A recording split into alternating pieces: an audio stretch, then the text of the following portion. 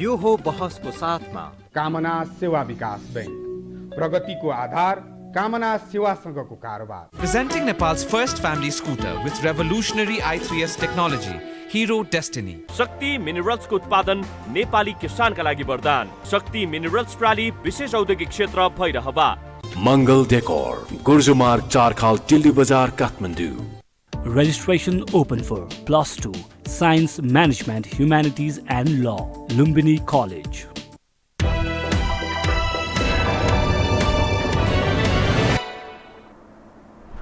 नमस्कार, यो बहसमा म यहाँहरूलाई हार्दिक स्वागत गर्दछु। जीवराम भण्डारी।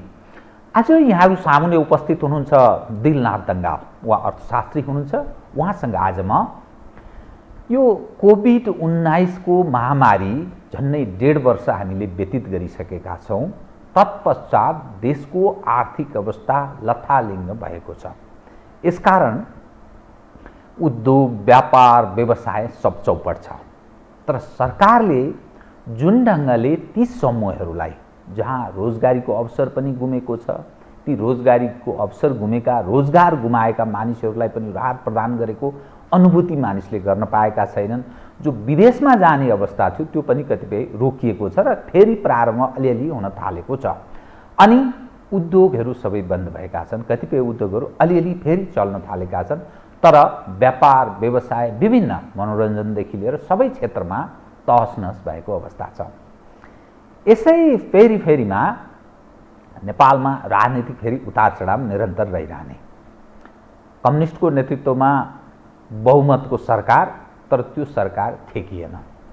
फलत अहिले गठबन्धनको सरकार बनेको छ र गठबन्धनको सरकार बनेसँगै अर्थमन्त्रीले एउटा श्वेतपत्र जारी गर्नुभयो।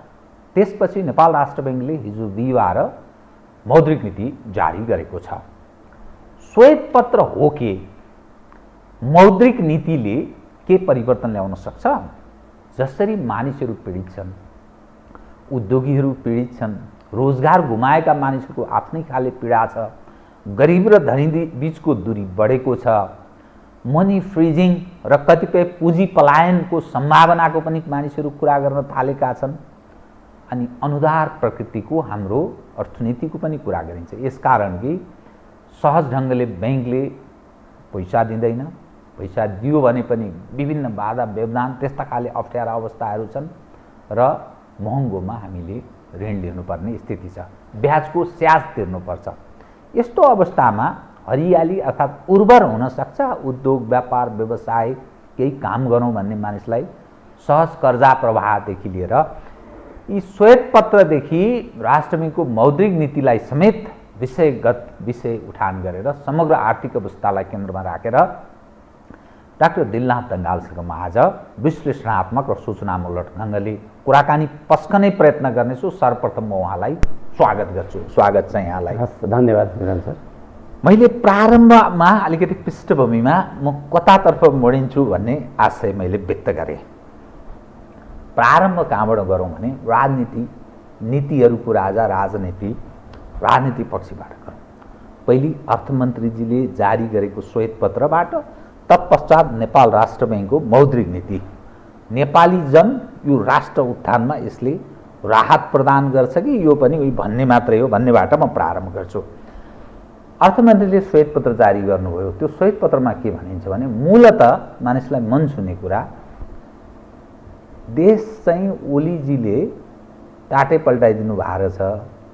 250 अर्ब त ऋणमा डुबाइदिएर जानुभएछ। सबै क्षेत्र तहस-नहस छ। यो प्रकृतिको त्यो श्वेतपत्रमा उल्लेख छ। सालाकाला यसो मैले हेरेका थिएँ।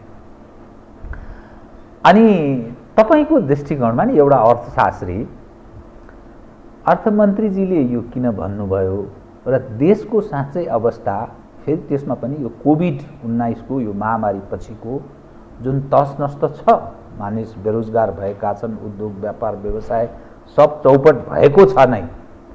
तर यथार्थ त्यो दर्शन गरौँ न हामी, त्यो वास्तवमा आर्थिक स्थिति कस्तो छ, यो अर्थमन्त्रीले भनेको कुरा मेल खान्छ कि त्यो अलि अतिरञ्जनापूर्ण छ? म यहीँबाट सुरु गरेँ, कृपया।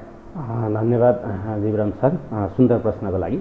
भर्खरै श्वेतपत्र जारी भएको छ। पहिला मैले श्वेतपत्र आवश्यक थियो थिएन अथवा कस्तो छ भनेर अनि अर्थतन्त्र कस्तो छमा गयो भने अलिकति सहज होला। ठिक हो। श्वेतपत्र जारी गर्ने चलन चाहिँ बेलायतबाट सुरु भएको देखिन्छ।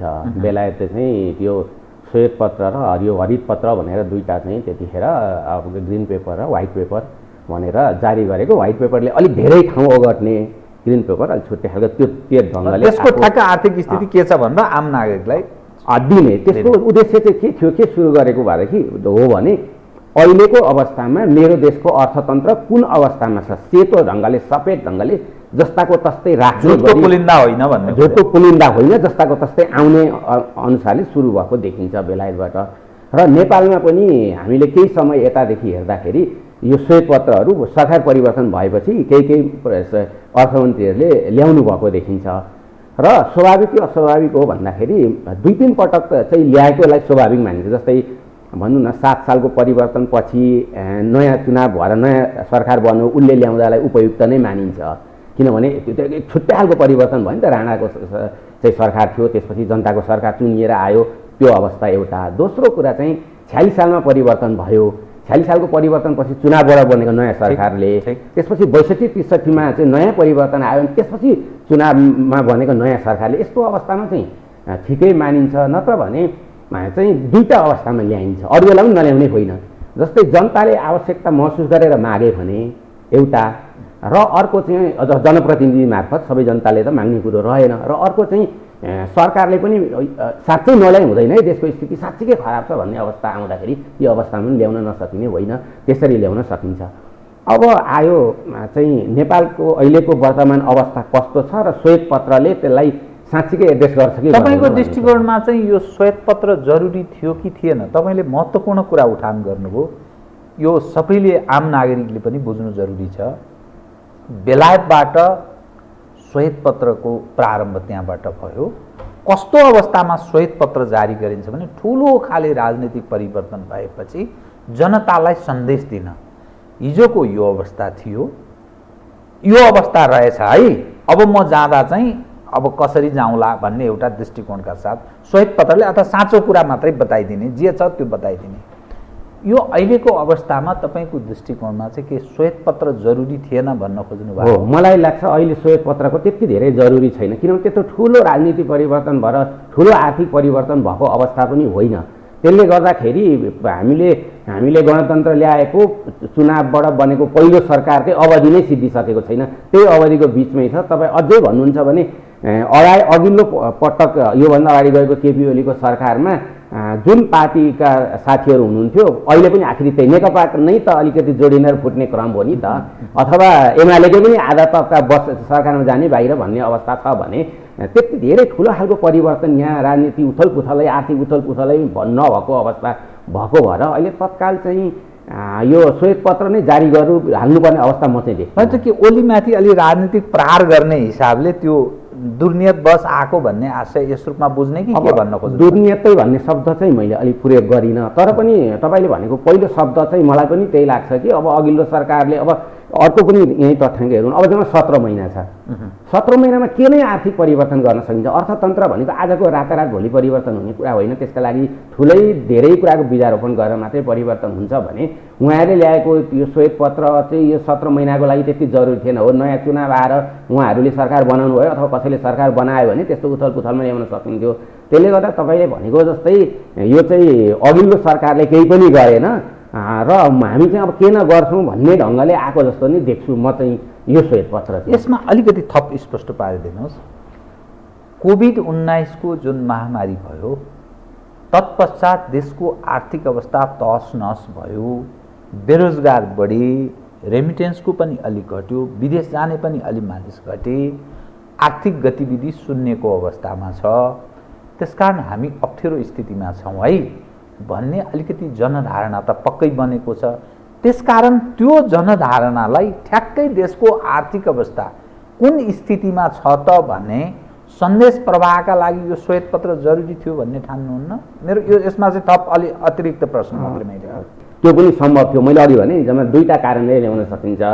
एउटा चाहिँ जनताले सामान्य अवस्थामा पनि जनताले मागे भने, महसुस गरे भने अथवा जनप्रतिनिधि सबैले महसुस गरे भने अथवा सरकारले नै पनि नयाँ कुरा केही साँच्चीकै ल्याउनै खोजेर देखायो तथ्याङ्क सहित आयो भने आउन सक्ने अवस्था, दोस्रोलाई टेकेर आउँदाखेरि पनि नयाँ तथ्याङ्क उहाँको एउटा पनि छैन।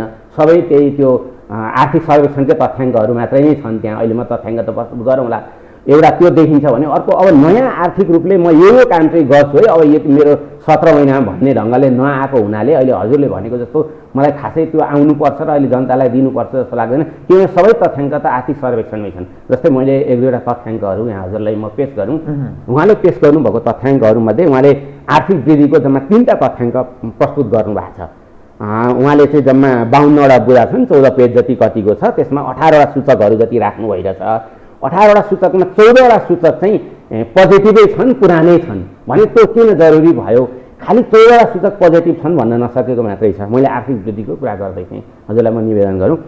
यो केपी ओलीको सरकार जम्मा 3 वर्ष रन गरेर 3.5 वर्ष रन गर्दाखेरि 3 वर्षका आर्थिक वृद्धि दर हेर्ने हो भने अघिल्लो वर्षको 6.7, दोस्रो वर्षको 7.0 र तेस्रो वर्षको नकारात्मक छ -2.01। तेस्रोको चाहिँ नकारात्मक छ। जम्मा 3टा चाहिँ उहाँले त्यो तथ्याङ्कहरू पेश गर्नुपर्नेमा के गर्नु भइरहेछ भने तेस्रो जुन नकारात्मक गएको त्यसलाई चाहिँ नकारात्मकै छ भनेर पेश गर्नुभएको छ। पहिलो 6.7लाई चाहिँ अलिकति मोडिफाई गरेर 6.4मा ल्याउनु भएको छ। दोस्रो जुन 7% हो त्यसलाई राख्नु नै भएको छैन। भनेपछि नियत ठिक छैन, नकारात्मक देखाउन खोजियो, राजनीतिक प्रहार गर्ने हिसाबले तरिकाले आयो जस्तो लाग्यो। मैले जनार्दनजीलाई व्यक्तिगत रूपमा जसरी चिन्छु, मलाई असाध्यै मनपर्ने नेतामध्येको एकजना उहाँ पनि हो। धेरैजनाले नेतालाई गाली गर्नुहुन्छ, म 20-25 जना नेतालाई साह्रै राम्रो मान्छु, त्यसमध्ये उहाँ पनि हो। तर त्यसरी उहाँले चाहिँ त्यसरी तथ्याङ्क नलुकाइदिनु भएको भए सधैँभरि हामी जस्ता चाहिँ एउटा अर्थशास्त्रका विद्यार्थीहरू अथवा हामी जस्ता एउटा चाहिँ देशप्रेमी भनौँ न, युवा नै छौँ, युवा चाहिँ सबै मनमा रहिरहनु हुने खालको व्यक्तित्व रहिरहनु हुन्थ्यो भन्ने मलाई लाग्यो। मैले त हजुरलाई एउटा तथ्याङ्क बताउनुहोस् त। अब अर्को मैले तथ्याङ्क चाहिँ जस्तै उहाँले अध्यादेशको कुरा गर्नु भइरहेछ।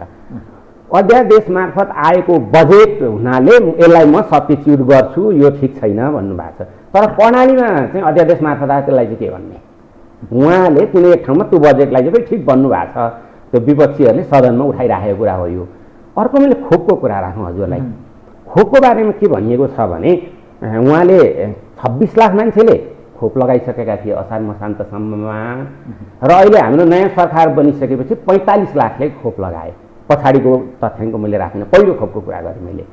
अब उहाँले त्यो ठिक छ, त्यो तथ्याङ्कमा मैले केही पनि यसमा डिबेट गरिनँ, पुग नपुग त्यति गयो होला। त्यो खोपको पनि तथ्याङ्क आधिकारिक अहिले चाहिँ कार्ड बिने पनि खोप लाउन थालिएको अवस्थामा त्यो ठिक छ, त्यसमा तर्क भएन। मैले भन्न खोजेको चाहिँ उहाँले सँगसँगै श्वेतपत्र हो भने श्वेतपत्रमा के आउनु पर्थ्यो भने अघिल्लो सरकारले 26 लाख लगायो, हामी आइसकेपछि यो मितिमा यो निर्णयबाट यो देशबाट यति खोप ल्याएर हामीले 45 लाख लगाएको।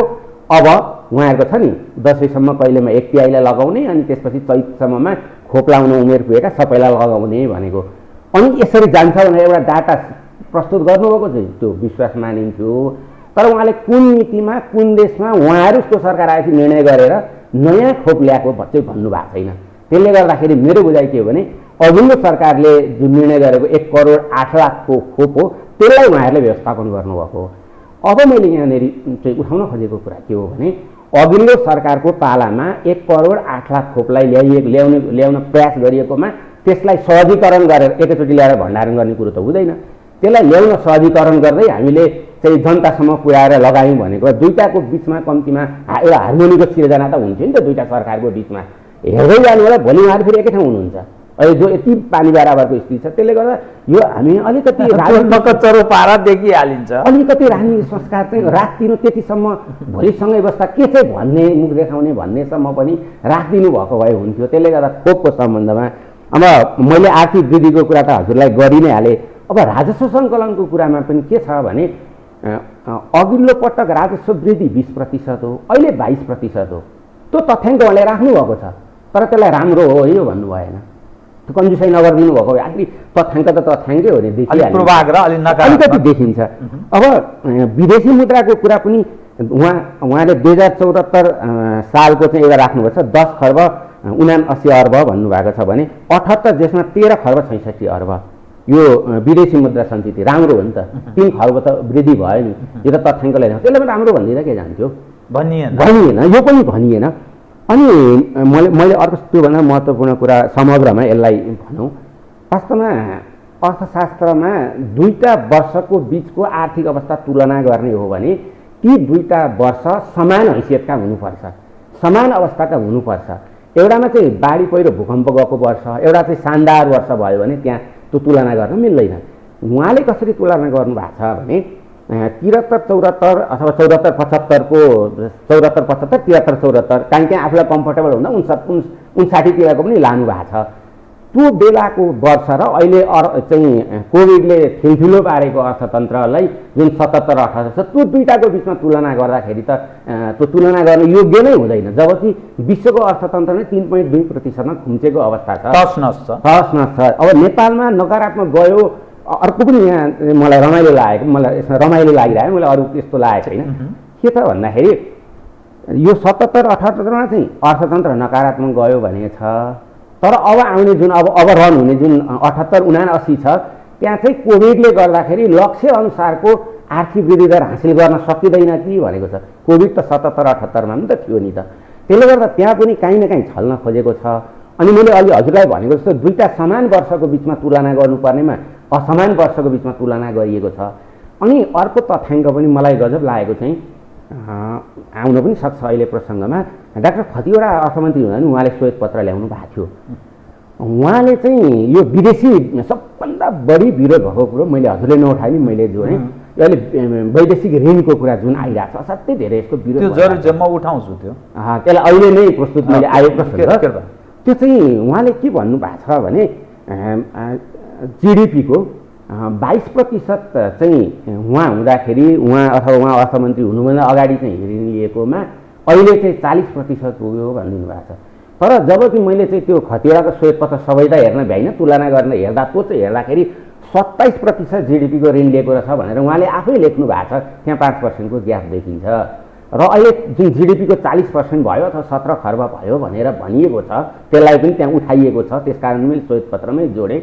यो वैदेशिक ऋणको कुरा चाहिँ हजुरको के हुन्छ भने नेपालमा पनि योभन्दा अगाडि जब स्थिर सरकार थियो त्यो बेला 65%सम्म जिडिपी, हाम्रो 42 खर्बको जिडिपी छ, लगभग 42-43 खर्बको, त्यसको 65%सम्म अथवा जिडिपीको 65%सम्म स्थिर सरकार हुँदा चाहिँ ऋण लिँदा रहेछन्। किन स्थिर सरकारले विकासका काम गर्छ, स्थिर सरकारलाई 65%सम्म नेपालमा लिएको तथ्याङ्क छ।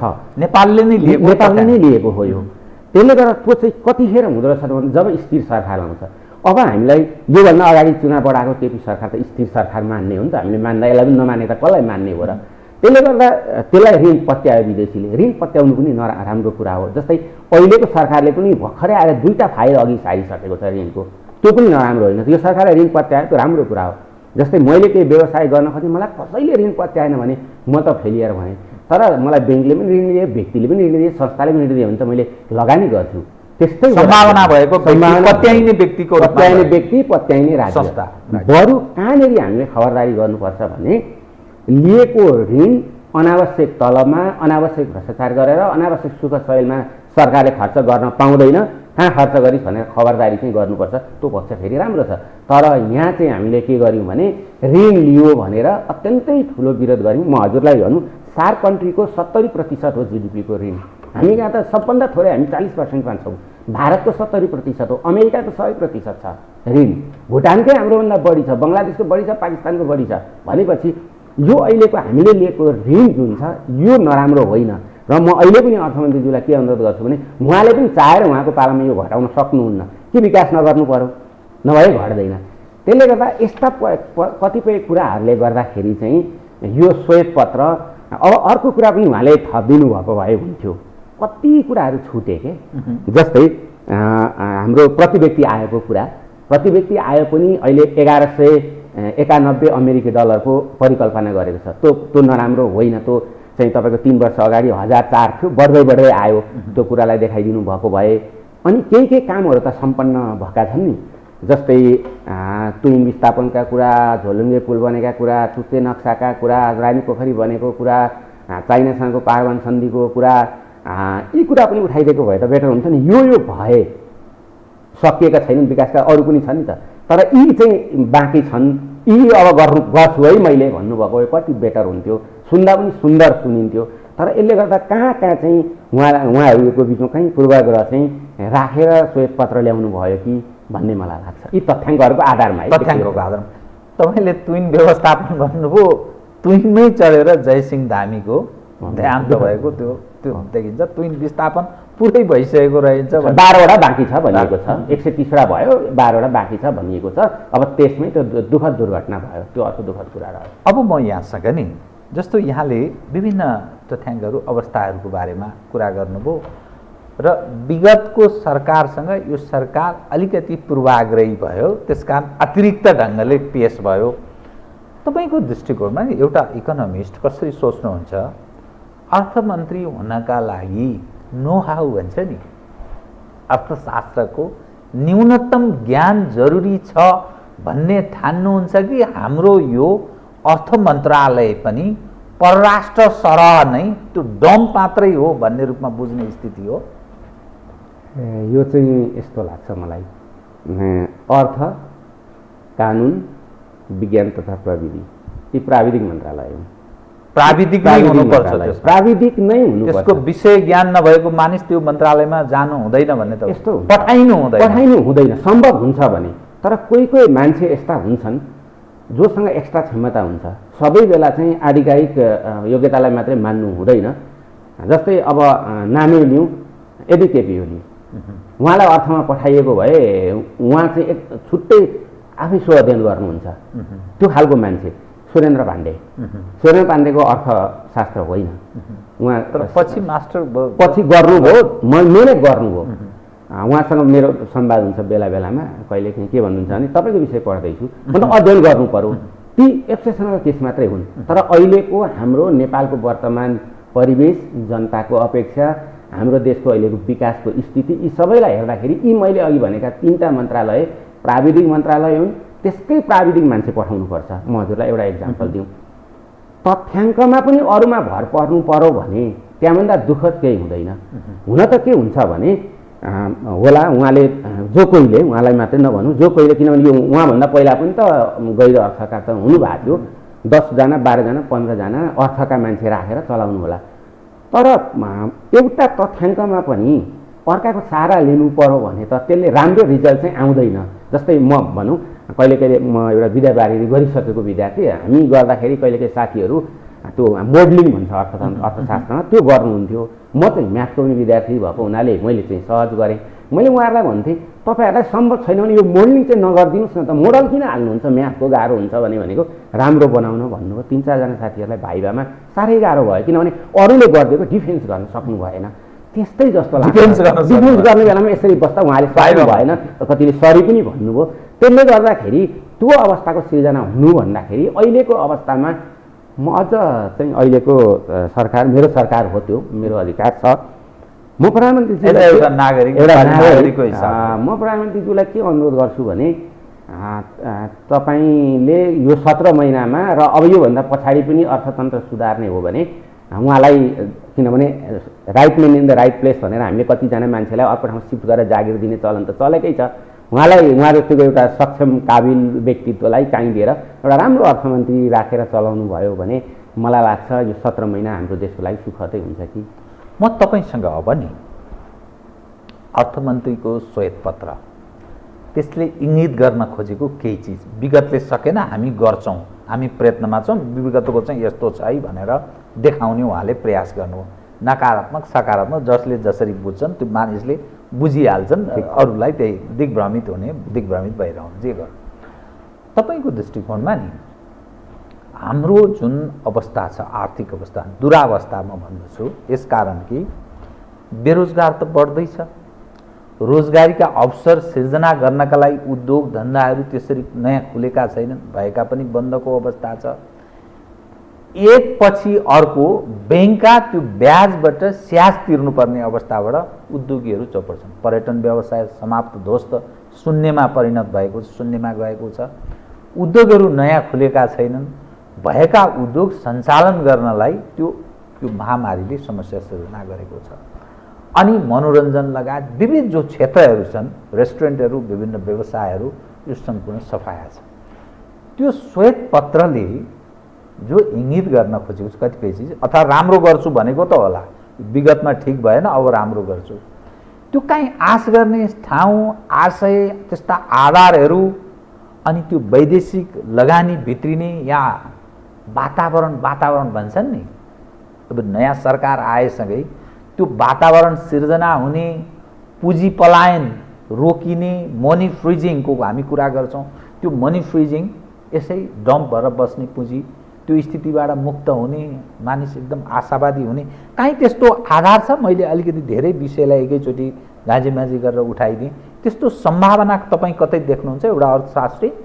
यस्तो छ, त्यो चाहिँ कस्तो छ भने मैले अघि नै हजुरलाई एउटा निवेदन के गरेको थिएँ भने श्वेत पत्रमा केही तथ्याङ्कहरू राखिएका छन्, तर मैले अब यसो गर्छु नभनिएको कारणले गर्दा, त्यति धेरै सामान्य त भन्न खोजेको नै छ, तर त्यो नभनिएको कारणले गर्दाखेरि श्वेत पत्रबाट त्यति धेरै म एउटा अर्थशास्त्रको विद्यार्थी, म चाहिँ त्यति धेरै आश गर्दिनँ। दुईवटा कारण, एउटा हामीले तथ्याङ्कै बङ्ग्याइदिउँ होइन, तथ्याङ्क नबङ्ग्याएको भएदेखि एउटा चाहिँ पहिला यो तथ्याङ्क छ अब यो जान्छु भन्दा त आश नगर्नुपर्ने त के नै छ र, सबैले गर्ने त्यही हो, उहाँले पनि त्यही गर्नुभयो भनेर हामीले चित्त बुझाउने कुरा हो नि त। तर उहाँलाई बजेटै ल्याउनु थियो अथवा श्वेत पत्रै ल्याउँदा पनि कमसेकम पनि अघि नै मैले भने जस्तो अगाडिको सरकारसँग अथवा तीसँग सम्बद्ध राजनीतिक व्यक्तित्वहरूसँग दूरी कायम नगर्ने गरी त्यस्ता शब्द प्रयोग नगरिकन नै श्वेत पत्र ल्याउनु पाएको भएदेखि धेरै मानिसले आश गर्थे। तर अझै हजुरले भनेको जस्तै मैले यहाँ हजुरले भनेका दुईपल्ट उठाउनु त्यो कुरालाई अलिकति एड्रेस गर्छु मैले। बेरोजगारीको कुरा र अर्को चाहिँ यो चाहिँ गरिबीको कुरा उठाउनु हो। जुन गरिबीको कुरा चाहिँ कस्तो छ भने अघिल्लो पटक चाहिँ हामीले 74मा यो 18.7% थियो, 74-75मा, पछि त 76-77मा अलिकति घटेर 16.6%मा गयो। अर्थमन्त्रीजीले चाहिँ यो दोस्रो होइन पहिले तथ्याङ्कलाई पक्रिनु भएछ र अहिले पछिको भनेर राखिदिनु भएछ। तर दुःखद के हो त हजुरले भनेको कुरालाई सपोर्ट गर्दा भन्दा 12 लाख मान्छे चाहिँ फेरि कोभिडले थपिए। हेर्नुहोस् यो चाहिँ गरिबीको रेखामुनि गए, गरिबीको रेखा 12 लाख चाहिँ भने 16 लाख मान्छे चाहिँ फेरि बेरोजगार थपिए। जस्तै 11.को हाराहारीमा चाहिँ कम्प्लिट एक किसिमका बेरोजगार थिए नेपालमा र त्यो चाहिँ प्रधानमन्त्री रोजगार कार्यक्रमले अथवा कृषि रोजगार कार्यक्रमले त्यसलाई घटाउँदै लगेको थियो। तर 16 लाख मान्छेहरू चाहिँ फेरि के भयो त बेरोजगार चाहिँ भए। अब बेरोजगार पनि दुःखद कुरा कस्तो छ भने जस्तै म रेगुलर जागिरै म बेरोजगार भइनँ, जसको रेगुलर जागिर सरकारी जागिरै होस् अथवा अन्य प्राइभेट सेक्टरतिरै पनि त्यो अर्गनाइज इन्स्टिट्युसनमा काम गर्ने मान्छेहरू त्यति धेरै बेरोजगार हुनुभएको छैन हो। उहाँहरूको आय स्रोतमा कमजोर भएको छ। जस्तै मैले 2 ठाउँ काम गर्थेँ होला, 1 ठाउँ गर्छु अथवा अर्कोले त्यो हुन्थ्यो होला, तर उहाँहरू खानै नसक्ने वा बाँच्नै नसक्ने अवस्थामा हुनुहुन्न। तर एक खालका मान्छेहरू छन् जो मान्छे चाहिँ आज बिहान कमाएर बेलुका खाने अनि भोलि बिहान कमाएर फेरि भोलि बेलुका खाने, त्यो खालका मान्छेहरूलाई वास्तवमा अहिले सबैभन्दा धेरै गाह्रो भएको छ। जुन मैले 16 लाखको तथ्याङ्क दिएँ तिनै मान्छेहरू हुन्। त्यसलाई सम्बोधन गर्ने कुनै सम्भावना कतै यसरी इङ्गित केही गरिएको छ? हो, त्यसलाई थोरै चाहिँ अहिले चाहिँ यो श्वेत पत्रमा ती व्यक्तिहरूलाई चाहिँ कुनै न कुनै ठाउँमा बेरोजगारलाई रोजगार दिने र जो खानै पाएका छैनन् तिनीहरूलाई केही सब्सिडिज दिने भनेर ठोस रूपमा नआए पनि एउटा त्यो सङ्केत गरेको छ। भनिन्छ मात्रै कि गरिन्छ पनि? त्यो त पटक पटक भनिएको छ, व्यवहारमा त्यस्तो देखिँदैन। यस्तो छ त्यो चाहिँ जस्तै अघिल्लो बजेटमा पनि मैले बजेटको विश्लेषणमा पनि भनेको थिएँ 3 तहका सरकारहरूले बजेट ल्याए। 3 तहका सरकारहरूले बजेट ल्याउँदाखेरि व्यापारीहरूलाई यहाँ, निजी क्षेत्रलाई यहाँ, अरू हात भएका मान्छेलाई यहाँ राहत दिने भनेर लिएर आयो बजेटमा। तर बजेटमा सबैभन्दा महत्त्वपूर्ण कुरा छुट्यो। मैले चाहिँ केही गाउँपालिकाहरूको चाहिँ मात्रै भेटाएँ। अब 753वटा लोकल लेभलमा 2-4वटामा मात्रै। जस्तै तपाईँ भन्नु न, खान नपाएर सडकमा सुतिराखेको मान्छेको सङ्ख्या छ नि अहिले काठमाडौँ उपत्यकामा छ नि। नभए हिँडेर त्यत्रो 11 दिन हिँडेर किन गयो त? धरान, विराटनगर, पोखरा, भैरवा जस्ता ठाउँहरू ती मेन सहरहरूमा छन्। लोकल लेभलको सरकारले चाहिँ त्यहाँ भएका पार्टी प्यालेसहरू त्यत्तिकै बन्द भएर बसिरहेका छन्। ती मार्फत किन सबभन्दा पहिला त मान्छे बाँच्नु ठुलो कुरा हो नि त, मान्छे बचाउनु, जनता बचाउनु ठुलो कुरा हो।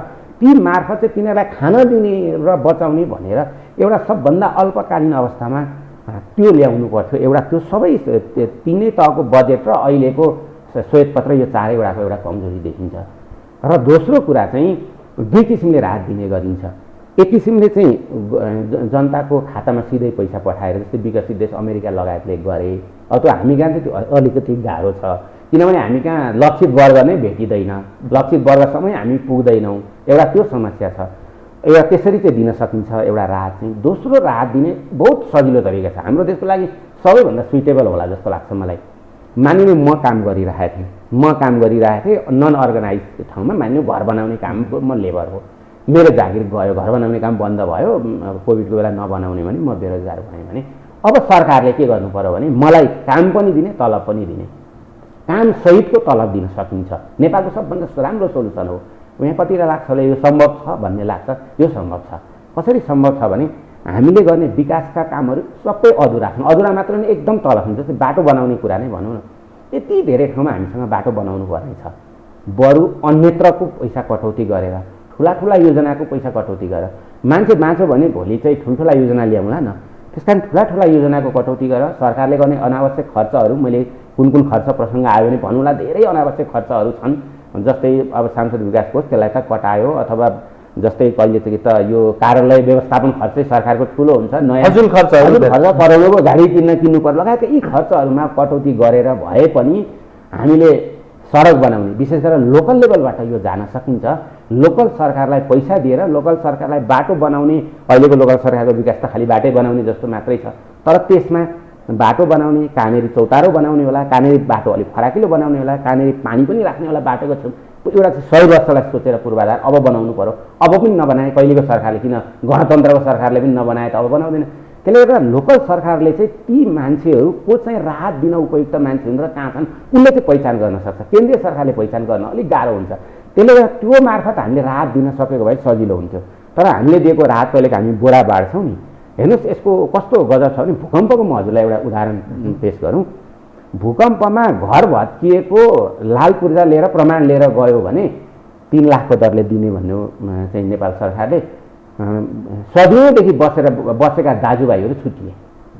कतिपय ठाउँमा श्रीमतीले डिभोर्स गरे भने हाम्रोमा राहत चाहिँ अहिले पनि त्यो हुनसक्छ, किनभने बोरा लाइन त घरको सबै परिवार पनि जान सक्यो नि त। एउटा घरमा एउटा बोरा त पुगेन, तर काम मार्फत राहत दिने, काम मार्फत तलब दिने भनौँ त जसलाई आवश्यक छ ऊ मात्रै जान्छ। त्यो डुप्लिकेसनको खतरा पनि भएन। एकातिर तिर्ने राहत पनि पाए, ती मान्छे तयार पनि छन्। मैले हजुरलाई एउटा उदाहरण दिउँ। काठमाडौँ महानगरपालिकाको 14 नम्बर वडामा बस्छु म। वडा कार्यालयले मलाई एउटा अहिले चाहिँ जिम्मेवारी के दिएको छ भने काठमाडौँ महानगरपालिकाको वडा नम्बर 14 मा बस्ने इन्फर्मल लेबरहरू जसको म अहिले कुरा गर्दैछु उनीहरूको लागि कोभिडले कस्तो असर पार्यो भनेर दिएको छ। त्यो मैले सोध्ने क्रममा मैले यो क्वेसन पनि उहाँहरूलाई सोद्धाखेरि 200 जनालाई सोद्धा उहाँहरूले के भन्नु भने हामीलाई सक्ने काम दियो भने त हामी जहाँ पनि गएर जे पनि गरिहाल्छौँ नि, हामी जो बोरा बोकेको मान्छे भनेको छन् भने त्यो समूहलाई बाटो बनाउने लगायतको काममा हामीले लगाउन सक्न पाएदेखि सबैभन्दा राम्रो राहत त्यहाँबाट हुन्थ्यो। तर यो त्यति अग्रसरताका साथ देखाएर अघि लगेको मैले चाहिँ देख्दिनँ। तपाईँसँग म अब 2-3 वटा महत्त्वपूर्ण विषय उठान गर्नेछु। ओली नेतृत्वको सरकारले प्रस्तुत गरेको बजेट, यो नयाँ सरकारले जुन ढङ्गले श्वेतपत्र जारी गर्यो नि, त्यो हेर्दाखेरि त्यसलाई विस्थापन गरेर आफ्नै ढङ्गले बजेट प्रस्तुत गर्न सक्ने सम्भावनातर्फ मानिसहरू बुझ्ने प्रयास गर्दैछन्। यो यदि नयाँ त्यसरी ल्याउने प्रयास भयो भने त्यो जरुरी छ कि छैन, छ भने कसरी छ, छैन भने कसरी छैन? यस्तो छ, जस्तै अघिल्लो बजेटमा वास्तवमा एउटै सरकारले ल्याएका बजेटहरू 3टा बजेटहरूको कुरा गर्दा तुलनात्मक रूपले यो बजेट राम्रो लाग्छ, मलाई राम्रो लागेको हो। त्यसकारण यो बजेट विष्णु पौडेलले प्रस्तुत गरेको बजेट चाहिँ यो कुन अर्थमा भने अहिलेको कोभिडलाई एड्रेस गर्न खोजेको अर्थमा, अघि मैले भनेको त्यसको जुन खाने नपाएकोलाई चाहिँ लोकल लेभलले अलिकति एड्रेस नगरिदिएको हो।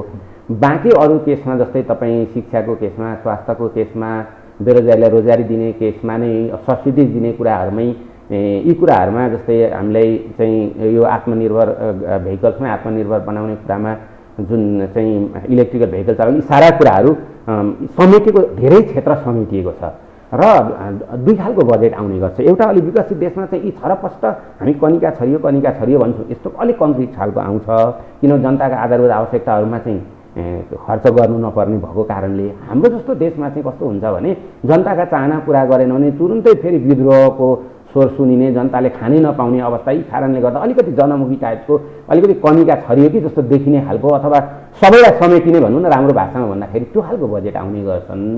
र विष्णु पौडेलले ल्याएको बजेट चाहिँ समग्रमा त्यो लक्षित जनता लक्षित भएको कारणले गर्दाखेरि मलाई यसलाई परिवर्तन गर्नुपर्छ भन्ने मलाई लाग्दैन। तर त्यो त कम्युनिस्टको एकल सरकार थियो हैन?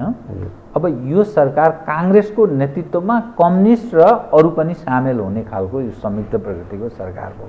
त्यो अब कसरी त्यसलाई ग्रहण गर्न सक्छ? त्यत्रो आक्षेप छ ऋणको भार बोकाइदिएको रहेछ, 250 अर्ब त ऋण ओलीले बोकाइदिनु भएछ भनेर श्वेतपत्रमा नि जारी भएको छ। त्यो कसरी बोकेर हिँड्न सक्छ? हजुरलाई लाग्छ यसमा चाहिँ केपी ओलीले भने जस्तो काङ्ग्रेसको अनुहार आउने बजेट आउँछ जस्तो लाग्छ? मलाई त लाग्दैन, पहिलो कुरा। दोस्रो कुरा, हजुरले भनेको कुरामा सत्यता पनि छ। कस्तो भने ठिक छ, उहाँहरूलाई अनकम्फोर्टेबल हुन्छ भने केही छैन।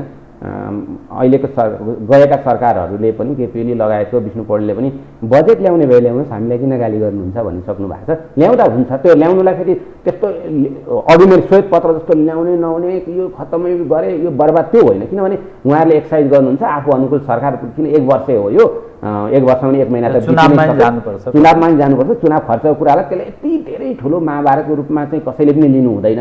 आफूलाई कम्फोर्ट हुने ल्याउनुपर्छ, त्यसै अब उहाँहरू कम्फोर्टेबल हो, कम्फोर्ट हुने खालको बजेट ल्याउनु हुँदा त्यसलाई त्यति धेरै गाली गर्नुपर्ने अवस्था चाहिँ होइन। तर यदि बजेट बनाउने झमेलामा म फस्दिनँ, पहिलाकोलाई नै अलिकति परिमार्जन गरेर यी कुराहरू ठिकै छन्, यी कुराहरू चाहिँ तपाईँले भने जस्तो काङ्ग्रेसका कुराहरू पनि केही राखिकन सहज ढङ्गले यसलाई अलिकति परिमार्जन गरेर लाँदाखेरि समय पनि बचत हुन्छ। उहाँहरू आफू पनि त हुनुहुन्थ्यो नि होइन र भने नेकपामा हुँदाखेरि माओवादी साथीहरू पनि त सरकारमा हुनु नै हुन्थ्यो नि त, उहाँहरू अलिक पछि मात्रै डराएर आएको हो। त त्यसले गर्दाखेरि यसलाई यसरी नै मिलाएर लैजाउँ। अब केपी ओलीको समूहलाई पनि धेरै नचिडाउँ, सहज ढङ्गले जाउँ भन्दा पनि हुन्छ। समय खर्च नगरेर समय जोगाएर त्यसलाई थोरै समय छ विकास गर्न उहाँहरू धेरै आतुर देखिनुहुन्छ नि त, त्यसले गर्दा समय विकासमा लगाए हुने हो। होइन उहाँले परिवर्तन गरेर जाँदा पनि यसमा विपक्षीहरूले अहिले नेकपा एमाले जुन केपी ओली समूह हामी भन्छौँ उहाँहरूले यसलाई धेरै विरोध गर्नु भन्दाखेरि पनि आएको बजेट कसरी आउँछ र त्यो कसरी कार्यान्वयन हुन्छ भन्ने कुरा हो। यहाँ अर्को एउटा कुरा पनि जोडौँ, बजेट चाहिँ हामीले कस्तो छ भने बजेटहरू आउँदाखेरि मैले 20 वर्ष यताको बजेटको एउटा तथ्याङ्क निकालिरहँदाखेरि त्यो कस्ता आयो र त्यसको कमेन्टहरू कस्ता आयो भनेर हेर्दा कस्तो गजब रहेछ भने भोलिपल्ट बजेट आउँदैछ अघिल्लो बेरकै कमेन्ट तयार गर्ने, अनि आफूलाई मन परेको सरकारले ल्यायो भने आहा अच्छा बजेट आयो नि, यस्तो राम्रो छ, ब्लाइन्ड सपोर्ट समर्पक भइदिनु। अर्कोले के भन्यो भने यो कनिका छरे जस्तो आयो चाहिँ कार्यकर्ता नेगेटिभ नकारात्मक त्यो खालको चाहिँ हामीले त्यस्तो चरित्रहरू विकास। तर वास्तवमा त्यो होइनन् नि, बजेटहरू हेर्नुभयो भने त्यो भने जस्ता दुवै खालका बजेट छैनन्।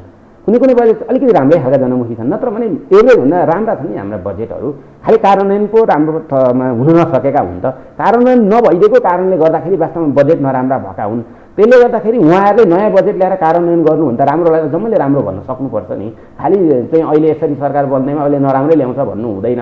अब कार्यान्वयनको पाटो चाहिँ कसरी जान्छ उहाँहरूले ल्याउने बजेट भन्ने हो। हाम्रो जुन खालको जनशक्ति छ, जुन संरचना राज्यका संरचनाहरू छन्, त्यो कार्यान्वयनको तपाईँले कुरा गर्नुभयो नि, त्यो कार्यान्वयनको पार्टमा चाहिँ के समस्या हुन्छ? जहिले पनि बजेट प्रस्तुत हुन्छ एक हिसाबले राम्रै भयो भन्छ, तर नतिजा त्यति सकारात्मक सुनिँदैन, के कारण हो त्यो? यस्तो छ क्या, यो बजेटको चाहिँ सबैभन्दा दुःखद पक्ष चाहिँ कस्तो छ भने बजेट अत्यन्तै हतारमा बन्छ, हामी यहाँ अत्यन्तै हतारमा बन्छ। र त्यो फर्मेट पनि परम्परागतै छ कि? फर्मेट पनि परम्परागत छ, कहिलेकाहीँ तोडिन्छ पनि। जस्तै मैले त के भन्छु भने जस्तै उहाँहरू त अब लगभग यो सरकार त चुनावसम्म जान्छ, उहाँहरूलाई मेरो सुझाव चाहिँ के हो भने ठिक छ उहाँहरू अहिलेको बजेट बनाउने एउटा टिम बनाउनु होला, त्यो च्याप्टर हामीले डिस्कस गरिसक्यौँ। दोस्रोमा चाहिँ एउटा टिम बनाउनुहोस्, 15 जना जति 20 जना कतिको हुन्छ टिम बनाउनुहोस् र आजको मितिबाटै अब आउने नयाँ वर्षको 79-80 को नयाँ बजेट चाहिँ अहिलेदेखि नै सुरु गर्नुहोस् भन्छु। माघ फागुनदेखि सुरु हुन्छ, अनि यति धेरै दबाब आउँछ त्यो बजेटमा, बजेट बनाउँदाखेरि नै। अनि त्यो दबाबको बिचमा त्यो बजेट बनाउने समूहले अन्तिममा त्यो 1 महिना बाँकी भएपछि त्यो फोन स्विच अफ गरेर छुट्टै फोन दिएको हुन्छ उहाँलाई। म पनि कहिलेकाहीँ त्यहाँ बोलाइन्छु, पुग्दाखेरि उहाँहरूको हतारो मलाई लाग्छ हेर्दाखेरि। त्यसले गर्दा यसरी बन्छ बजेट। त्यसले गर्दा के व्यापारी उद्योगीहरू अलिकति त्यस्ता बिचौलिया प्रकृतिका मानिसहरूको प्रेसर पनि पर्छ? म त्यही आउँदैछु। कस्तो हुन्छ तपाईँको भने 2-3 खालका मान्छेहरूको प्रेसर पर्छ। एउटा डोनरहरूको प्रेसर पर्छ। यो ढङ्गले बना कहिले कहीँ त कमा फुलिस्टपको कुरा पनि आउँछ, कमा फुलिस्टपको एउटा त्यो कुरा आउँछ। कहिले कहिले चाहिँ व्यापारीहरूको दबाब पनि आउँछ, ठुला खालका व्यापारीहरूको जसको पहुँच छ, जहिले पनि साना उद्योगपतिहरूको नेताहरूका डोनर पनि हुन्, नेताहरूका डोनर पनि हुन्। त्यसकारण साना उद्योगको समस्या, साना उद्योगको समस्या के हो भने हाम्रो सरकारसम्म पहुँच भएन भनिरहनुहुन्छ नि उहाँहरू। त्यो चाहिँ ठुलाहरूले बढी पहुँच बनाए, एउटा उहाँहरूको पनि पहुँच हुन्छ अनि अर्को पनि पहुँच छ, जस्तै नेताहरूका आफ्नै पहुँच पनि हुन्छन्।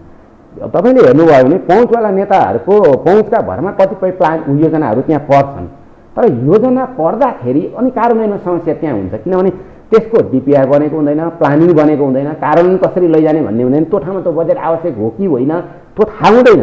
तर प्रेसरमा पर्ने बित्तिकै अब त्यो के हुँदैन, कार्यान्वयन त हुँदैन, किनभने स्वाभाविक ढङ्गले योजना बनाएर बजेट ल्याएको त्यो योजनाको आधारमा कार्यान्वयन हुन्छ। किन कार्यान्वयन गर्ने त फेरि कर्मचारीले हो, स्थायी सरकारले।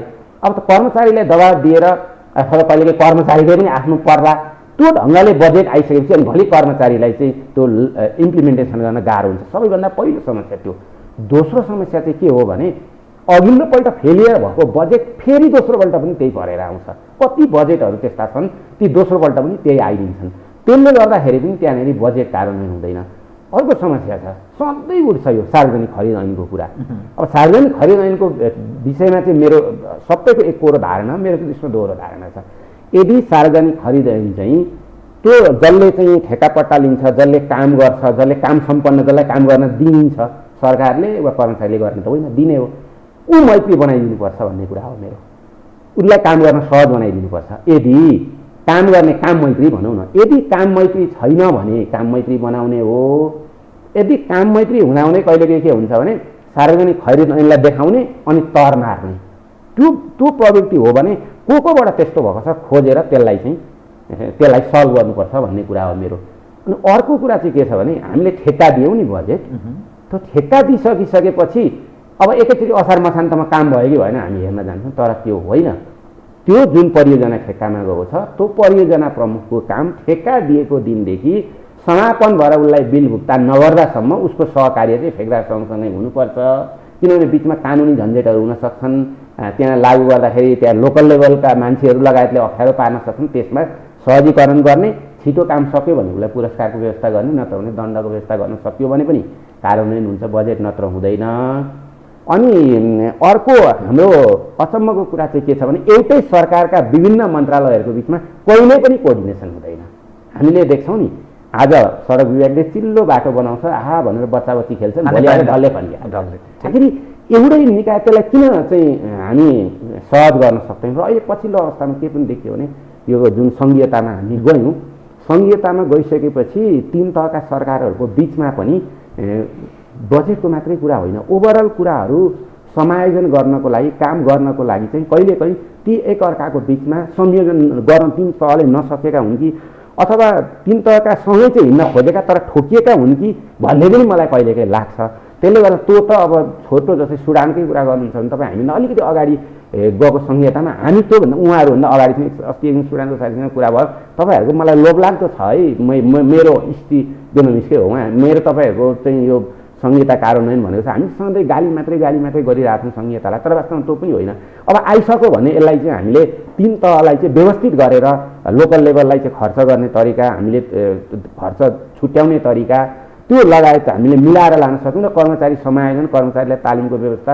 र यो चाहिँ अर्को पनि समस्या छ, कस्तो छ भने तालिम दिन पठायो, कहिले एउटा तालिम जाने रिसोर्स पर्सनले मैले साइलेन्टली सुन्छु कतिपय ठाउँमा यो सङ्घीयतै काम थिएन बेकारमा ल्यायो भनेर एउटाले दिइरहेको हुन्छ, अर्कोले तालिम दिँदाखेरि सङ्घीयता त यति राम्रो भनिरहेको हुन्छ। अब भन्नुहोस् त लोकल जनप्रतिनिधि र त्यहाँको कर्मचारीले के बुझ्ने, कन्फ्युजन भयो, विरोधाभास एकदम हो। त्यसमा यसलाई चाहिँ एउटा चाहिँ सेड्युल बनाएर नि सरकारले त्यो खालको एउटा ट्रेनिङको व्यवस्था गर्न सक्यो भने यो कार्यान्वयनको पाटो चाहिँ सहज होला कि जस्तो लाग्छ मलाई। तपाईँसँग म अब यो समय कुरा गर्दा धेरै व्यतीत भइसकेको हुन्छ, गएको पत्तो हुँदैन। नेपाल राष्ट्र ब्याङ्कले राष्ट्रिय मौद्रिक नीति हिजो जारी गर्यो। हाम्रा विभिन्न लक्ष्यहरू छन्, हाम्रा विभिन्न चाहनाहरू पनि छन्, तर ती चाहना पनि पुरा हुन सकेको छन्, लक्ष्य अनुरूपको काम पनि भएको छैन। सन् 2026सम्ममा हामी विकासशील राष्ट्रको रूपमा रूपान्तरित हुने हाम्रो प्रतिबद्धता छ, कमिटमेन्ट पनि छ। त्यसको फाइदा या घाटाको पक्ष अलग छलफलको विषय बन्न सक्छ। यो राष्ट्रिय मौद्रिक अर्थनीति जुन ढङ्गले जारी भएको छ यसबाट गरिएको आशा नेपाली जनलाई लाभ, उद्योग, व्यापार, व्यवसाय र कतिपय कर्जा प्रवाहको सवालो पर यसले के खालको एउटा वातावरण बनायो? यो राष्ट्रिय मौद्रिक नीतिलाई तपाईँ कुन रूपमा ग्रहण गर्नुभएको छ तपाईँले बताइदिनुहोस् त। यो मौद्रिक नीति चाहिँ अलिकति ढिलो गरेर आयो सधैँको तुलनामा। अब अलिकति थोरै सरकार परिवर्तनकोले पनि असर गर्यो होला, त्यो आफ्नो ठाउँमा छ। अब मौद्रिक नीति चाहिँ कस्तो भने नेपाल राष्ट्र बैङ्कले मुद्रालाई कन्ट्रोल गर्ने, यसको मुद्राको सप्लाई हुनसक्छ, ब्याज दर हुनसक्छ, यी लगायतका कुराहरू, ऋण दिने ऋण लिने प्रक्रिया कुराहरू, यिनीहरूलाई चाहिँ कन्ट्रोल गर्दै अर्थतन्त्रलाई सहजीकरण गर्ने, नेपाल सरकारलाई सघाउने नै वास्तवमा यसको उद्देश्य हो। राष्ट्र बैङ्क प्रेसरमा छैन भन्ने अर्थ लाग्छ? यो मौद्रिक नीति जुन ढङ्गले जारी गर्यो ऊ स्वतन्त्र ढङ्गले गरिरहेछ कि प्रेसरमा छ भन्ने अर्थ लाग्छ? अब 1 महिना ढिलो जानु नै अब त्यो प्रेसरको त प्रमाणै हो नि वास्तवमा। नत्र 1 महिना ढिलो अरू कारणले गएको भए त यो कारणले हामी यो नयाँ कुराहरू ल्यायौँ, त्यस कारणले हामी ढिलो भयौँ भन्नु पर्थ्यो। तर त्यो नभएको हुनाले पनि अनुमान लगाउन सकिन्छ यो प्रेसर छ भनेर।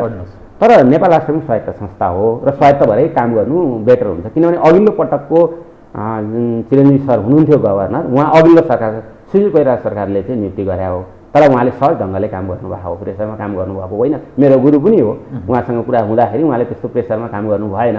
सम्भवतः अहिलेको पनि अबले पनि प्रेसरमा काम गर्नु भएको छैन होला, नगर्नुहोस् भन्ने कुरा पनि हो। महाप्रसादजी अब मेरो गाउँले पनि पर्नुभयो, त्यसले गर्दाखेरि त्यो अर्थमा प्रेसरमा नजाओस् भन्ने कुरा हो। अब यस्तो छ, जस्तै मौद्रिक नीतिले विशेष गरेर सबभन्दा पहिलो कुरा यसको राम्रो पक्ष चाहिँ के हो भने महामारीबाट थलिएको अर्थतन्त्रलाई उकास्ने अथवा यसमा सल्भ निकाल्ने, समाधान निकाल्छु जुन भन्यो, वास्तवमा त्यो चाहिँ मलाई राम्रो लागेको छ। त्यो राम्रो लागेको छ। अहिलेको अवस्थामा हामीले हाम्रो अर्थतन्त्रलाई अगाडि लैजानको लागि हामीले के गर्नुपर्छ भने जम्मा 3टा काम गर्नुपर्छ। एउटा अल्पकालीन, अघि हामीले छलफल गऱ्यौँ, खान नपाएकालाई खाना दिने वा बेरोजगारलाई रोजगार दिएर काममा लगाउने एउटा। दोस्रो मध्यकालीन, जुन हामी मध्यकालीनको बढी छलफल गर्छौँ, जस्तै कृषिमा सुधार ल्याउनुपर्छ। किनभने जिडिपीको झन्डै तपाईँको 26-27% चाहिँ अहिले पनि यो कृषिमा आधारित अर्थतन्त्र छ। जस्तै रेमिटेन्सलाई पोजिटिभ हिसाबमा मतलब उत्पादनमूलक ठाउँमा लगाउने FDI रेमिटेन्सले धानेको अर्थतन्त्र छ। उद्योगको कुरा, खानेपानीको कुरा, बाटोघाटोको कुरा, यी कुराहरू सुधार्नुपर्छ भनेर हामीले कुरा गरेको छौँ। शिक्षा स्वास्थ्यका कुरा, यी मध्यकालीन अवस्थामा यसलाई पोजिटिभ बनाउनुपर्छ भने तेस्रो कुरा चाहिँ दीर्घकालीन रूपमा जानुपर्ने हुन्छ। दीर्घकालीन रूपमा भनेको चाहिँ टेक्नोलोजीमा नै जाने हो। अब हामीले बिना टेक्नोलोजी, किनभने हामीले अब भनेको हाम्रो समय बेच्ने होइन, चाहिँ हाम्रा लेबर बाहिर पठाउने होइन कि आइडिया बेच्ने हो। आइडिया करोडौँको आइडिया बेच्न सकिन्छ, श्रमिकले त 24 घण्टा मात्रै बेच्ने हो। त्यसले गर्दा राष्ट्र बैङ्कले जुन अहिले तत्काल देखिएको समस्या जुन छ, कोभिडबाट थिलथिलो भएको अर्थतन्त्र, कोभिडबाट थिलथिलो भएको अर्थतन्त्रलाई सही दिशा दिनको लागि मैले जुन भूमिका खेल्छु भन्यो त्यो आफैमा राम्रो कुरा हो र मलाई लाग्छ यो स्वायत्त संस्था भएको हिसाबले केही न केही यसले त्यो भूमिका खेल्छ। कार्यान्वयनमा सहज ढङ्गले व्यावहारिक देखिने गरेर जान गएको सांसद त समस्या त्यही हो। अनि त्यो भनेर के तुक्छ? मैले उनले ल्याएको कुरा मात्रै यो भन्छ। अब कार्यान्वयन अब अहिले गर्दैन नै, विगतमा पनि त्यो ब्याङ्कहरूले यो गर्ने यो गर्ने, सहज ढङ्गले ऋण प्रवाह गर्ने, ब्याज घटाउने, यी सारा कुरा महामारीसँगै जुन थोकिएको थियो त्यस्तो अनुरूपको कार्यान्वयन भएन र त्यो अब कार्यान्वयन कसरी जान्छ र उहाँलाई अनुरोध, अहिले त तपाईँ हामी त उहाँलाई अनुरोध मात्रै गर्न सक्छौँ कि यसलाई सहज ढङ्गले कार्यान्वयन गरिदिनुहोस् भन्ने एउटा त्यो एउटा देखिन्छ।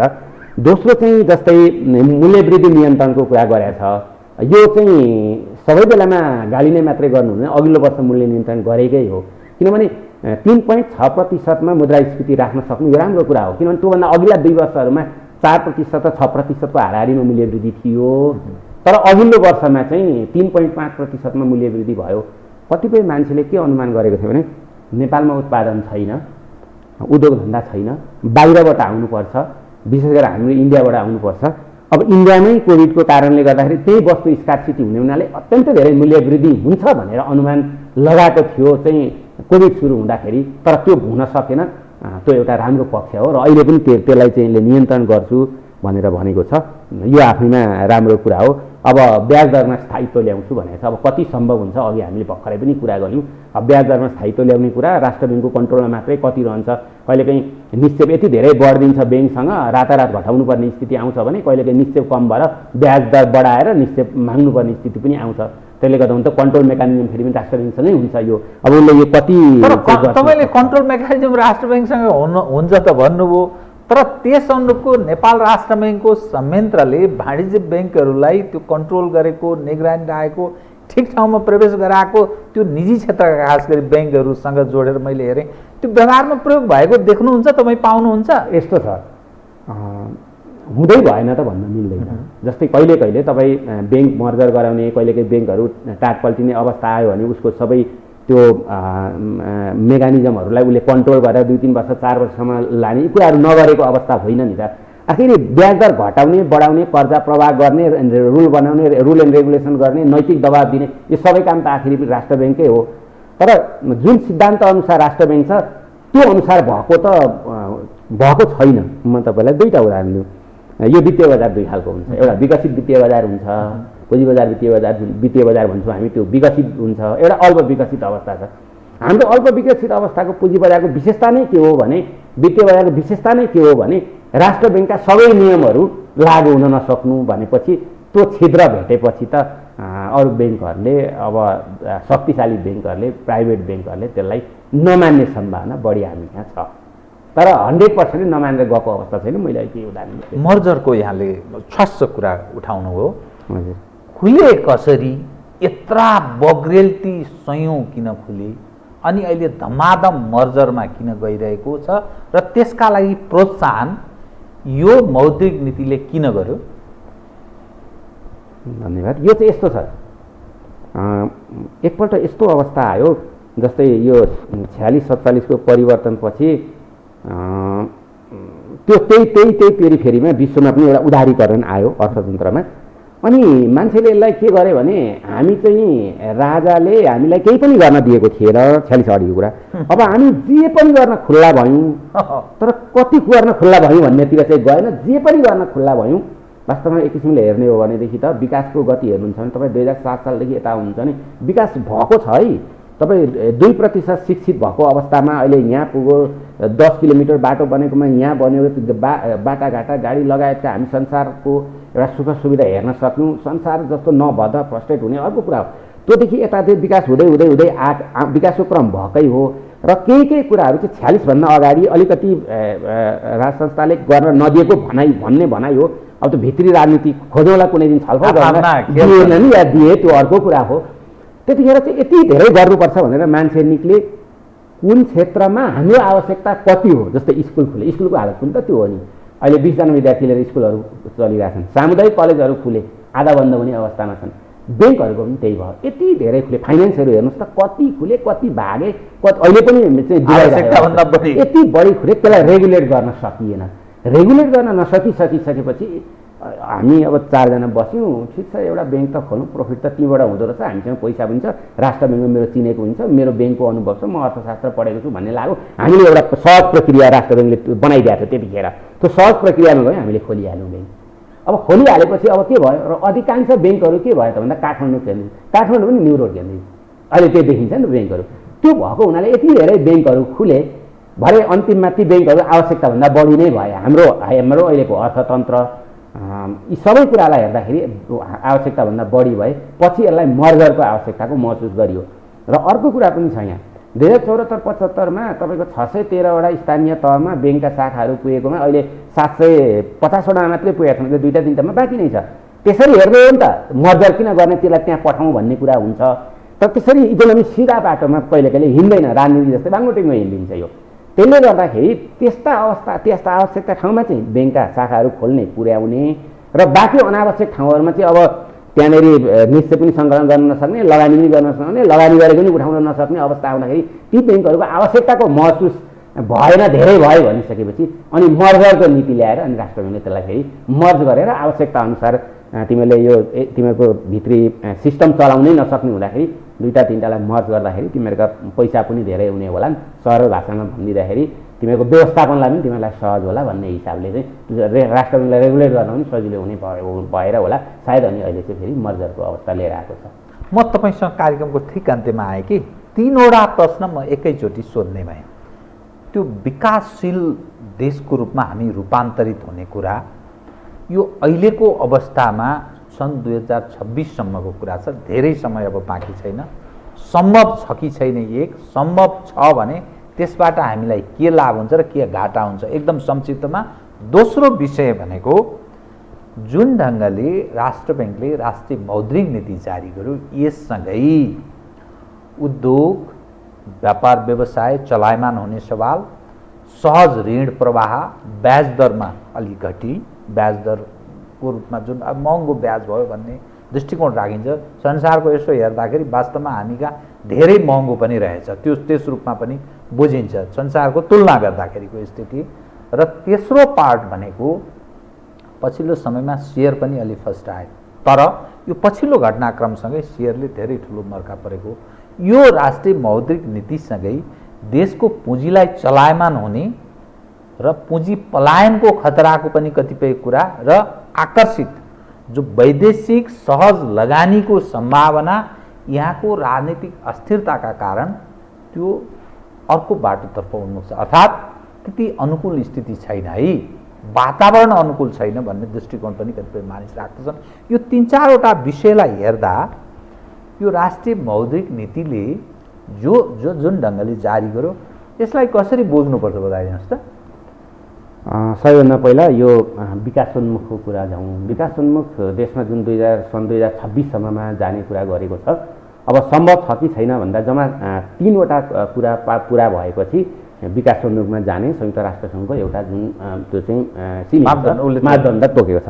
त्यसमा एउटा चाहिँ मानव सम्पत्ति सूचाङ्क, यसमा हामी पोजिटिभ छौँ। अर्को चाहिँ आर्थिक तथा वातावरणीय जोखिम सूचाङ्क भनेको छ, यो पनि हाम्रो पोजिटिभ छ, पहिला नै कुरा भइसकेको छ भने। तेस्रो प्रति व्यक्ति आय जुन छ त्यो प्रति व्यक्ति आय चाहिँ हाम्रो अहिलेसम्म पुगेको छैन। त्यसमा चाहिँ 1222 अमेरिकी डलर हुनुपर्ने, यो अलिक पछि चेन्ज हुन पनि सक्छ, अहिलेलाई 1222 अमेरिकी डलर हुनुपर्नेमा हाम्रो 1191 अमेरिकी डलर भएको कारणले हामीले नपुगेको अवस्था छ। त्यसले गर्दा त्यो एउटा कुरा भयो भने त्यो चाहिँ प्रवेश गर्छ। त्यसकारण यो सम्भव छ।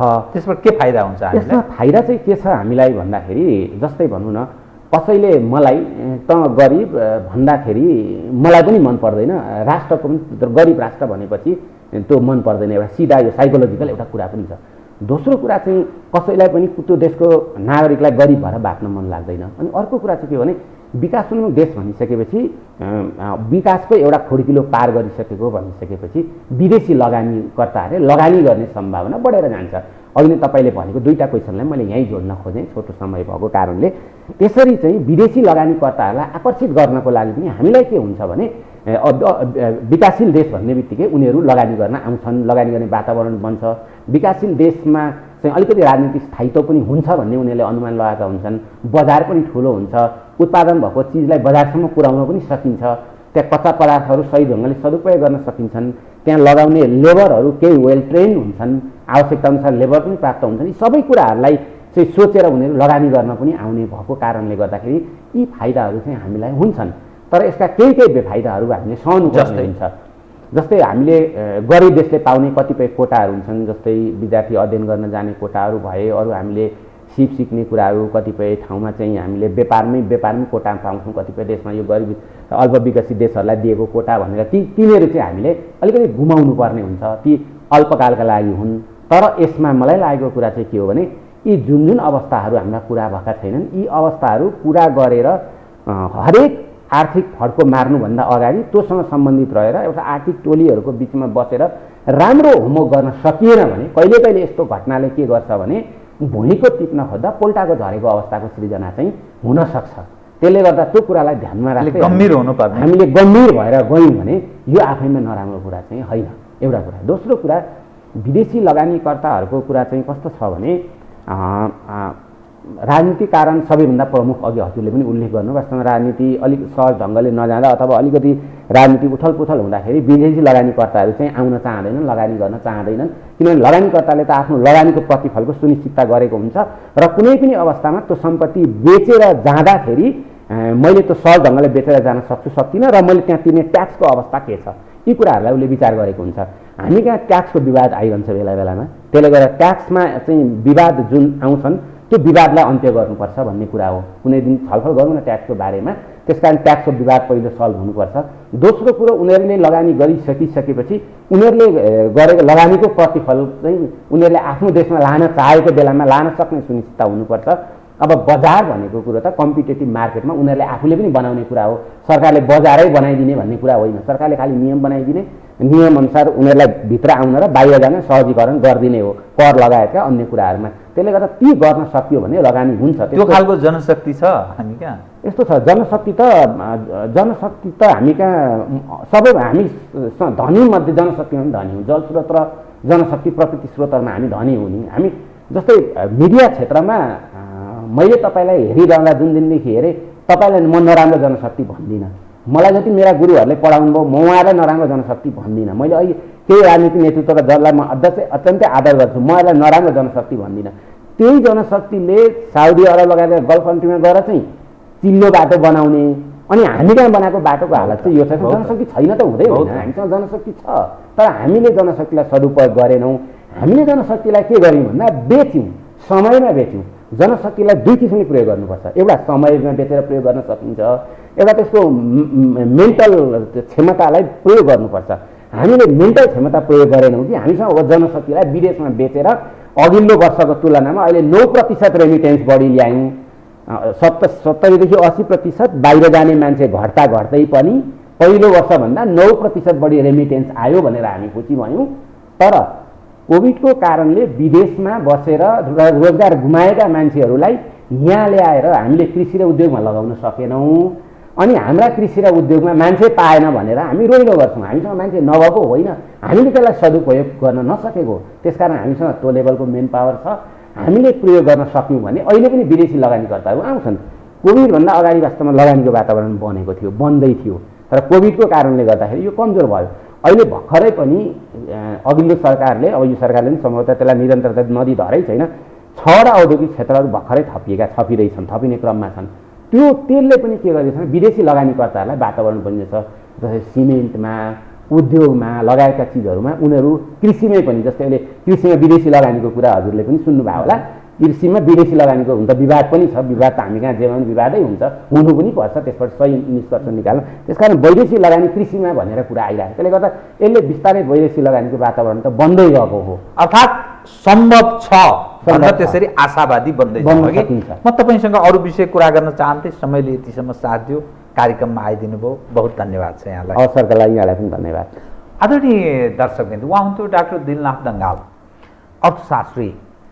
राष्ट्र ब्याङ्कले जारी गरेको राष्ट्रिय मौद्रिक नीति र अर्थ मन्त्रालयले जारी गरेको श्वेत पत्र, यस उप विश्लेषणात्मक र सूचनामूलक ढङ्गले कुराकानी गर्दै म सहित मेरो सम्पूर्ण युनिटलाई कार्यक्रमबाट बिदा दिनुहोस् र यो हो टेलिभिजन हेर्दै रहनुहोला। नमस्कार।